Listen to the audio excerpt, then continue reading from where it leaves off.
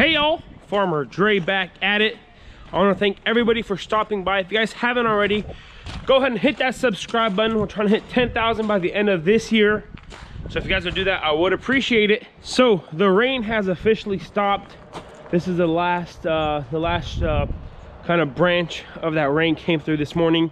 Everything is still super wet outside, still super muddy. It's been raining since Sunday night, so it's Thursday, and it's just solid messy mess out here. And there's not much we can do out in the field. I just been looking over the strawberries, looking over the farm, seeing what we got to do, ordering trees and whatnot.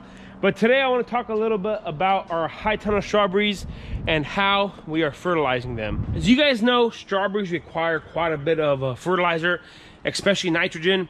So out in the field or any on a per acre basis, you want to add 7 pounds of actual nitrogen per acre per week. And in the fall, we go ahead and do it 3 weeks after you plant. And in the spring, we start in this area, Southwest Missouri, we start around end of February, and we add that 7 pounds per acre through harvest. So we already did that in the field there, and now I'm in the high tunnel. I did it a couple times here in the high tunnel, but since the high tunnel is not going to go, the plants are not going to acclimate as quickly as the outside because it's a little warmer in here. I still want to push the growth and the vigor. And as you guys know, we got Albions, these 2 rows halfway. Then we got Monterey's, some Morocco, and some Chandlers in here. And a high tunnel full of strawberries we have 1,500 plants in here, and one high tunnel is a 1/15 of an acre. So if we need to add 7 pounds of actual nitrogen to the acre, and this high tunnel is a 1/15 of an acre, how do we calculate how much nitrogen and fertilizer goes into the high tunnel? Easiest way I could explain how to calculate fertilizer in a bag, the water soluble fertilizers. So you take the amount of nitrogen. Every bag of fertilizer has 3 numbers, has the N number, the P number, and the K number. So I mean, the most common is a triple 20, so 20 20 20. So that bag has 20% nitrogen, 20% phosphorus, and 20% potash. So the way you calculate how many pounds of actual fertilizer is in that bag is you take the percentage amount, or the number on the bag in decimal form. So let's say hypothetically we're using a triple 20. You want to put 0.20, so 0.20 times how many pounds are in that bag. So let's say you're using a 50-pound bag of fertilizer. That's a triple 20. So you take 0.20 times 50, and that's how you know how many pounds of actual nitrogen are in that bag. So 0.20 times 50 is 10 pounds of actual nitrogen in a 50-pound bag of fertilizer. So you could use that method of calculating how many pounds of actual fertilizer is in any fertilizer bag. Like I said, just take the fertilizer number and decimal point times how many pounds are in the bag. So the main source of fertilizer, synthetic fertilizer we use here on our farm, nitrogen-wise, is calcium nitrate. And calcium nitrate is 15.500. So the calcium nitrate on our farm comes in 50-pound bags.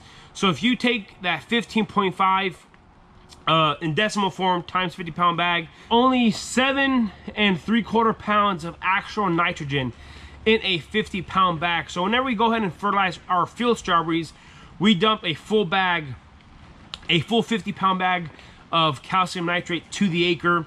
So we go through quite a bit of fertilizers here on the farm.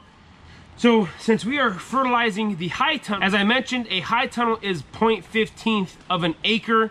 So the way you calculate that is you take 7 pounds of actual nitrogen times a 1/15 of an acre, and that comes out to about a 1/2 acre of fertilizer per week. So in a high tunnel, it doesn't seem like much, but a 1/2 pound of actual nitrogen per acre, or in a high tunnel, not per acre, I'm thinking on a per acre basis here, does really well for the plants, and that's all that the plants need. So this is probably my last time fertilizing the plants in here before it gets cold, because tomorrow night it's going to get down to 29, and as the year goes on, as the winter starts coming along, it's going to get colder and colder. So this is probably my last time fertilizing in here. So what I have here is just a pretty simple fertilizer injector system. So we got a hydrant in every high tunnel, and then in every high tunnel here I put a timer in here. And for tomatoes and stuff, during the summer we get super busy, and I just come in here in the morning, turn on the irrigation, and I totally forget about it. And there's been, in years past, I've let the irrigation run for more than it needs to be run. And then you get other issues of in tomatoes cracking and whatnot. So I went to I think it was either Lowe's or Home Depot, I can't remember, but I bought these, and it's just, you just turn it on to a certain thing and the water flows, and whenever it reaches 0 it turns off. So with these, it requires me to come out here and turn it on manually, but then it turns off automatically. So we just got the hydrant there coming through hose. I probably should get a smaller hose, it's all right. And then we go into our fertilizer injector. This is a Dosatron, and the ratio on this is 1 to 128. So it puts on an 8% injection in the actual water. So with this injector, I mean, it's going to take a couple of days for the actual fertilizer to get through the lines. And these Dosatrons are very common in high tunnels and greenhouses, just because it gives a more even flow of fertilizer in the whole entire system. In the field, what we do is we have a it's called, I think it's called a bypass injector or something like that, or just a flow through injector. So in the field, we go ahead and fill up all the water lines full of water, and then we go ahead and connect the injector, and all the pressure goes through there and injects it real fast, and then we just go ahead and turn the regular water back on, and it distributes a nice even amount of fertilizer to all the plants. But since we have the Dosatrons in here for the tomatoes, we're gonna go ahead and use this here. So like I said, 8%, the formula is 8% whenever it comes out of this line. So then we have our filter, and I had a pressure regulator, but since there is 2 lines per bed here, the pressure is fine and there's not that. So then I come through and once in a while just clean out that filter. But anyways, talk about the fertilizer now.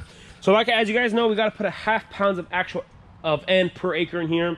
So since we're in a high tunnel and we're not in the field, I didn't amend the soil in here with any synthetic fertilizers. I just put down some compost and a little bit of turkey manure. And now I gotta inject P and K through the system.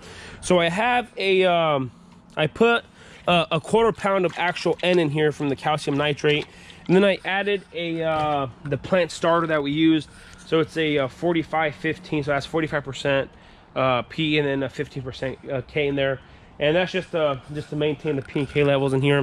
So I have that in here. So it's a 1/4 pound of actual nitrogen there, and then another 1/4 pound on the nitrogen portion of it in there. So it's a total of a 1/2 pound of nitrogen inside the fertilizer there. There's actually 3.5 pounds of just the raw form of calcium nitrate in the bucket, which equivalates to about 1/2 pound of actual nitrogen. So there's 3.5 pounds of calcium nitrate, and then I forgot the calculation on the other one, but in total there is a 1/2 pound of actual N in there. So there's a lot more fertilizer in there, and it's really diluted in there than expected, because since the calcium nitrate has a really low pH to it, or just a really low number, the 15.5, there's actually a lot of massive fertilizer in there. So now that the everything is mixed in there nicely, you want to make sure it's really fine there and mixed. It is water soluble, so it'll dilute, and since it's cold, this hose here is going to give us a little problem here. Try to shove it in there. Man, gotta straighten it out, I guess. Something to get that fertilizer going through there. There you go, just like that. Man, working one-handed is not too fun. There you go. And now we just go ahead and turn on the hydrant there. I like to run the irrigation for about an hour at a time. Just depends on how the weather is. Whenever it's really sunny, I run about every other day for an hour or so. As you can see here, the fertilizer is slowly going up through here. So with these Dosatrons, the water, it's just kind of through flow here, and it just has a cylinder going up, like a piston sort of, going up and down and sucking the fertilizer out of here. So as you can see there, the fertilizer is going up through there. I mentioned in my last video, these Albions are a little slower, but these Monterey's here, they're just growing. So like I said, my goal in here is to produce about a pound, 1.5 to 2 pounds per plant here on production wise. There is always the opportunity to learn and to try new things. And one thing you got to keep in mind, it's not how many times you fail, it's how fast you can get back up from their failures. So as you guys know, I tell you guys, I am very open and transparent about all our failures around the farm and what works and what doesn't work. So if you guys want to see how these strawberries turn out, make sure to hit that subscribe button so you guys can stay tuned and see how these strawberries in here do. And hopefully everything goes well and we have a pretty decent crop out of here. So it slowly ticks away. And slowly and surely we'll get plenty of fertilizer. And these emitters here, I mean, look at that tiny tomato plants growing. But these emitters, they drop a ½ pound of water per 100 foot per minute, I believe. So these are 96 foot long tunnels here. So let's say 90 foot of drip tape. So it only puts out 2 gallons of water per minute per row. So you need, I mean, it doesn't require that much water, but you still need a nice debit of water. So that's why a lot of times whenever running tomatoes in here, 7 lines, we're only using about 700 foot of total drip irrigation. So that's why we use that pressure regulator. But in here, since we have 10 lines running right now, the hose seam, you know, they're not too hard. They're not going to bust on us. So that's exactly how we fertilize our strawberries. Even when it comes to the tomatoes, same formula, same system. But you got to calculate on, I mean, first you got to see how much land you got, how much land is under production, and then calculate that. So I mean, it's a pretty simple formula once you get it down. And now, like whenever we go to our supplier or even to any store to look at other fertilizers, I could automatically, you know, do the math and see how many pounds of actual N or P and K are in a bag of fertilizer. So it's a pretty simple, pretty easy to do once you know the formula. That's how it is. Once you got the formula down, it's easy to calculate. And like I said, that's exactly how we fertilize in here. So this is gonna be pretty much it for today. This is a quick little short video on how we fertilize our strawberries. So if you guys haven't already, go ahead and hit that subscribe button, go and smash the like button if you guys enjoyed today's video. Don't forget to hit that notification icon so you guys can be notified whenever we do upload a video. I want to say thanks for watching up to this point. You guys have a good day, and we'll see you next time.